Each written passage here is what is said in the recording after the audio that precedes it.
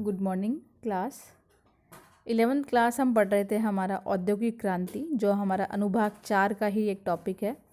इसमें आज हम देखेंगे विरोध आंदोलन, कैसे औद्योगिक क्रांति से मशीनीकरण का बढ़ावा हुआ और धीरे धीरे इसके विरोध में विरोध आंदोलन प्रारंभ हुआ। तो आज हमारा टॉपिक है विरोध आंदोलन।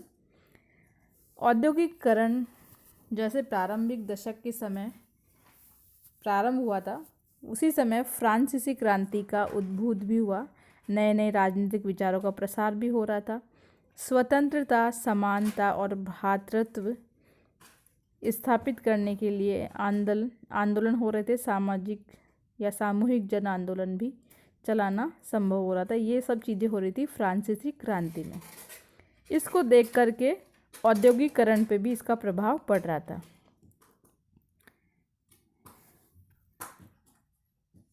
इनसे 1790 के दशक में फ्रांसीसी संसदीय सभाओं में जैसे लोकतांत्रिक संस्थाएं बनाई जा सकती हैं। रोटी जैसी आवश्यक वस्तुओं की कीमतों पर नियंत्रण करने के लिए, युद्ध की कठिनाइयों को रोकने के लिए भी प्रयास किया जा सकता है।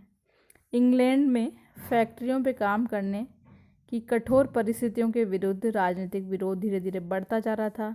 जो श्रमजीवी, जो मजदूर थे, वे अपने मताधिकार को प्राप्त करने के लिए आंदोलन कर रहे थे। ये जो सारा आंदोलन प्रारंभ हुआ था वो फ्रांसीसी क्रांति को देखकर हुआ था, क्योंकि वहाँ सब कुछ परिवर्तन हो रहा है तो इंग्लैंड में क्यों नहीं, ये इनके विचार थे। तो जो वो श्रमजीवी, जो मजदूर थे, वो भी चाहते थे कि इन्हें मताधिकार प्राप्त हो, इन्हें भी उन कठिन परिस्थितियों के विरुद्ध कुछ कार्य करने का मौका मिले। इसकी प्रतिक्रिया में सरकार ने दमनकारी रुख अपनाया और कानून बना करके लोगों के विरोध प्रदर्शन करने का अधिकार भी छीन लिया। इंग्लैंड सरकार चाहती थी कि ये जो श्रमजीवी है, जो मजदूर वर्ग है, कोई भी कार्य न अपना सिर्फ चुपचाप कार्य करे और कोई दमनकारी कार्य न करे। इंग्लैंड का फ्रांस के साथ लंबे समय तक एक युद्ध भी चला, 1792 से लेकर 1815 तक। इंग्लैंड और यूरोप के बीच का जो व्यापार था, इस युद्ध के कारण धीरे धीरे नष्ट होने लगा था।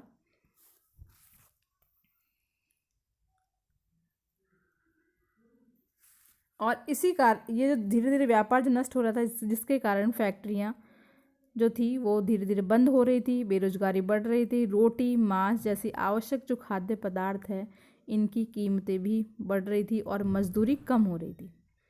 ब्रिटेन की संसद ने 1795 में एक 2 जुड़वा अधिनियम पारित किया। ये 2 जुड़वा अधिनियम में 2 कानून थे जो पारित किए गए गवर्नमेंट के द्वारा, इंग्लैंड की ब्रिटेन संसद के द्वारा।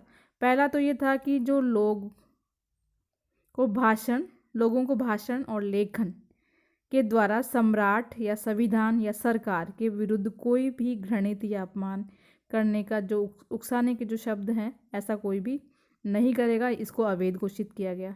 दूसरा ये बनाया गया कि 50 से अधिक लोग अनधिकृत सार्वजनिक बैठक नहीं करेंगे। ये 2 कानून ऐसे बनाए गए ताकि मजदूर लोग एक जगह इकट्ठा ना हो, सरकार के विरोध में कोई आपस में उकसाए नहीं गलत शब्द बोल करके, और बैठक न करें। ये 2 जुड़वा अधिनियम थे जो कि उस समय ब्रिटेन की संसद ने पारित किए। लेकिन पुराने भ्रष्टाचार के विरुद्ध आंदोलन चलता रहा। पुराना भ्रष्टाचार जो शब्द है, इसका प्रयोग राजतंत्र और संसद के संबंध में किया गया है। संसद के जो सदस्य थे, जिनमें अधिकतर भूस्वामी, जो बड़े बड़े भूमियों के स्वामी थे, उत्पादक और पेशेवर लोग शामिल थे, यानी बड़े बड़े पैसे वाले धनवान वो लोग थे। कामगारों को वोट का अधिकार दिए जाने के ये भी खिलाफ थे, क्योंकि ये चाहते थे कि इन कामगारों को वोट का अधिकार न हो। उन्होंने, यानी जो बड़े बड़े भूस्वामी उत्पादक पेशेवर थे, इन्होंने कॉर्न लॉ यानी अनाज का कानून का समर्थन किया। ये जो कानून था, उसके अंतर्गत विदेश से सस्ता अनाज के आयात पर रोक लगा दी गई थी, जब तक कि ब्रिटेन में इन अनाजों की कीमत में एक स्वीकृति स्तर में वृद्धि न हो गई हो। यानी ये चाहते थे कि विदेश से अनाज जो है वो आयात नहीं किया जाए और यहाँ पर पहले कीमत जो है वो बराबर रूप से, सही रूप से इसकी वृद्धि की जाए पहले। जैसे जैसे श्रमिकों की तादाद और शहरों में कारखाने बढ़ते गए, वैसे वैसे गुस्से और हताशा के कारण विरोध हो रहे थे, क्योंकि मजदूरों को पूरा भोजन भी प्राप्त नहीं हो रहा था। 1790 में पूरे देश भर में, यानी इंग्लैंड का जो पूरा देश भर था, उसमें ब्रेड और खाद्य पदार्थ के लिए दंगे होने लगे थे। अब ये जो दंगे हो रहे थे उसका प्रमुख कारण ये भी था कि जो गरीब है उनका मुख्य आहार ब्रेड था, इसकी कीमत बहुत अधिक बढ़ा दी गई थी और ब्रेड के जो भंडार हैं उन पर धीरे धीरे कब्जा कर लिया गया था। उन्हें मुनाफाखोरों द्वारा लगाई गई ऊंची कीमतों से काफ़ी कम मूल्य पर फिर बेचा भी जाने लगा, क्योंकि इन लोगों ने, अब ये दंगे हो रहे थे तो इन लोगों ने इस पर कब्जा कर लिया, क्योंकि ये चाहते थे कि कम से कम खाद्य पदार्थ तो मज़दूरों को मिले, तो मज़दूर लोगों ने ऐसा किया। और इस प्रकार से आम आदमी के लिए जो वाजिब थी, नैतिक दृष्टि से सही थी, इन्होंने उसे उस कम मूल्य पर बेचा। ऐसे दंगे खास तौर से युद्ध से बदतरीन वर्ष यानी 1795 में बार बार हुए, यानी उस समय बहुत समय तक ये चला सिलसिला और 1880 तक चला। यानी कहने का मतलब ये है, तात्पर्य, कि 1795 से लेकर के 1840 तक ऐसे दंगे होते रहे।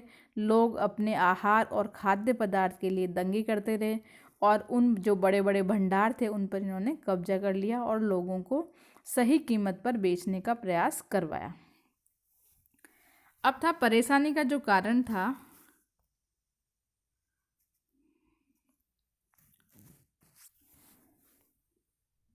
जिसे चकबंदी या बाड़ा पद्धति भी कहते हैं, जिसमें 1760 के दशक में छोटे छोटे जो सैकड़ों फार्म थे, यानी खेत जो थे, शक्तिशाली जमींदारों के बड़े फार्मों में मिला दिया गया था।